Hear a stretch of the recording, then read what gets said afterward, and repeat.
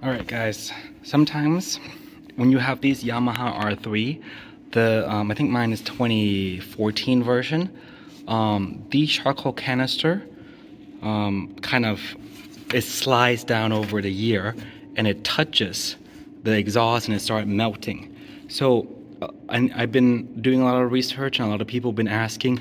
I see a lot of people have the same problem, but there's no video on the solution on this.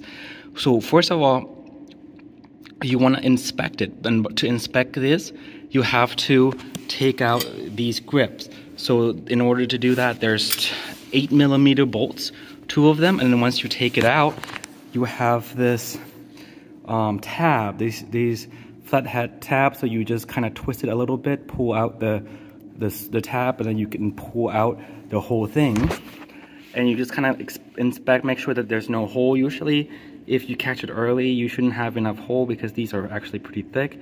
If you want, you can kind of wrap it with electrical tape, which I have down here. I'll do that. And what it's almost like is they design it to break, as in like they design that this will eventually slide into its place.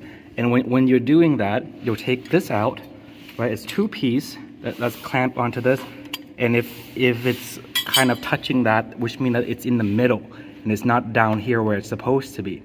And it's almost like when as you ride it, this things go up by itself and it hits this kind of groove almost perfectly, and it stay in this groove, and it's almost like it's engineered to break that way so that you will have to buy a new bike.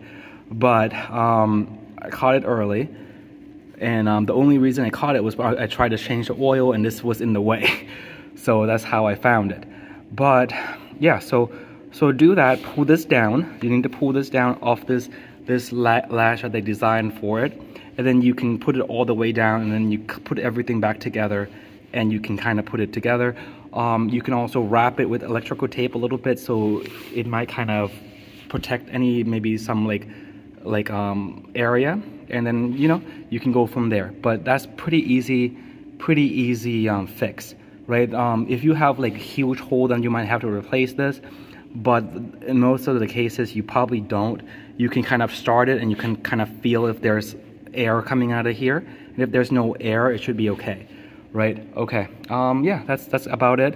But if there's like a huge hole, it's been melted all the way through, and it's been years since you ever done it, then you'll have to replace this thing. Or you can do a delete, which is kind of what some people do. They just delete this whole thing, and you have to take the whole fairing off and kind of do that. But yeah, that's pretty much it with this. All right, bye-bye.